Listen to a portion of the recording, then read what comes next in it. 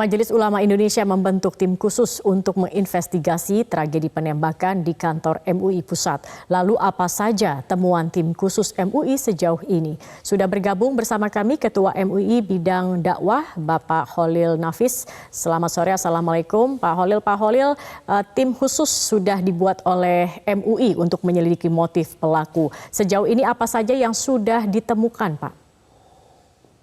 Ya, tentu kita melakukan dua hal untuk tim ini. Pertama adalah penuntasan berkenaan dengan hukum, yang kedua berkenaan dengan sosial keagamaan. Berkenaan dengan tim ini bekerja secara hukum, tentu staf-staf kami itu kan dimintai keterangan di BAP oleh pihak aparat untuk mendapat penjelasan yang penuh, begitu juga CCTV kami juga diminta. Kami sudah serahkan untuk membantu proses penyidikan dari pihak aparat. Tentunya kita memang secara hukum menemukan beberapa kejanggalan tadi.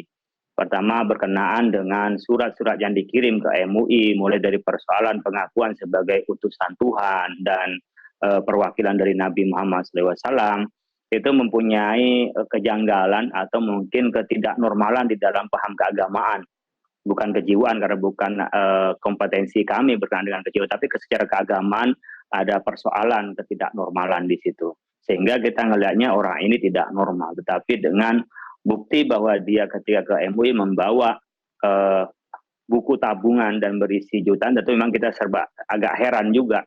Di samping juga, meskipun itu bukan senjata api, tetapi airsoft gun, tetapi bagaimana dia masuk pada klub penembak dan mempunyai tembak dengan profil tadi sebagai petani, dan sekaligus juga dengan dana yang masuk. Sehingga ini perlu didalami oleh kita.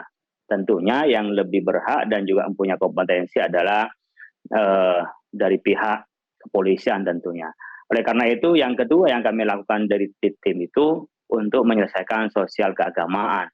Tentu proses hukum tetap berjalan dari Komisi Hukum di MUI, aspek sosial keagamaan tentu kita harus mengantisipasi. Pertama adalah bagaimana objek-objek vital, termasuk juga mercusuar. MUI ini kan gabungan dan perkumpulan dari para ormas-ormas Islam. Ketika meledak di MUI, seperti tadi yang datang ke MUI, beberapa tokoh ormas mengatakan khawatir kalau MUI ada satpam aja bisa dimasukin, apalagi dari kantor-kantor ormas Islam yang tidak ada penjaganya. Itu mereka ada kekhawatiran.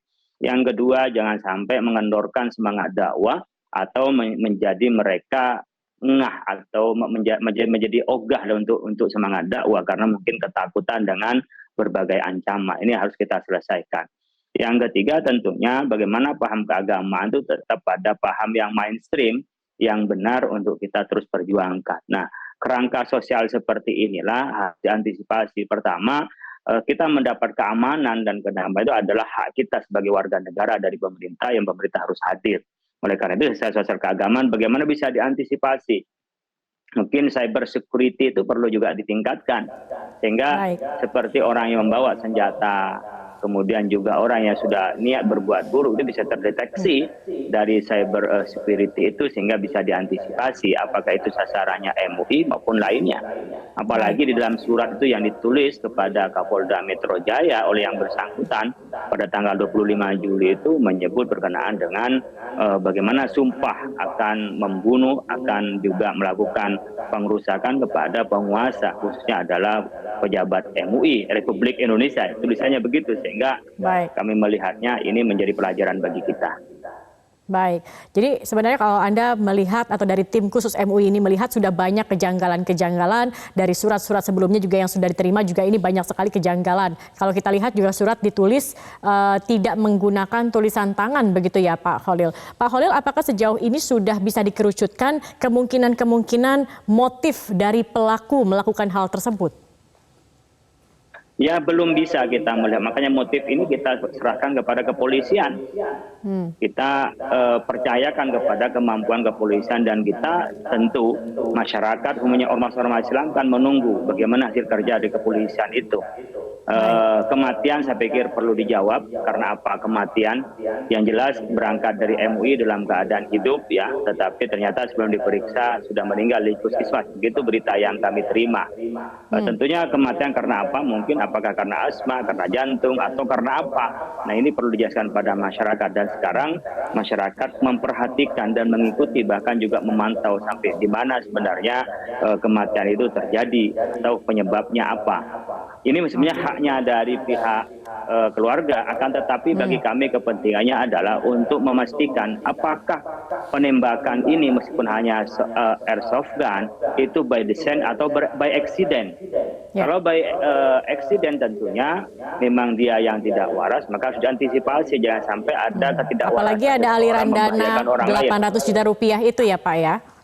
Nah itu yang by design. Jadi ketika itu ada dana, sementara profilnya dari lembaga yang terpercaya PPATK mengatakan tidak pada profilnya, itu kan menjadikan buyar yang awalnya percaya kalau ini adalah by accident, tapi ketika ada aliran dana, ada pistol direncanakan, bahkan ketika menulis surat bersumpah itu adalah ingin membunuh dengan membawa pistol, itu kan menjadikan kita buyar, yang percaya itu adalah by accident, sehingga kita ada keraguan by design.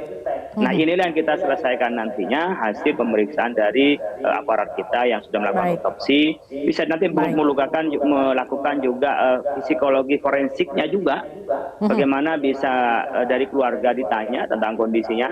Sebagian kita sudah dapat informasi yang oleh MUI juga melalui MUI Lampung dan tim yang turun ke lapangan di rumah dan keluarga pelaku ini seperti apa gitu. Jadi sepertinya dengan intensitas memangnya rekening masuk 200, 130 tidak jelas sepertinya putarannya yang pasti, itu sepertinya mencurigakan.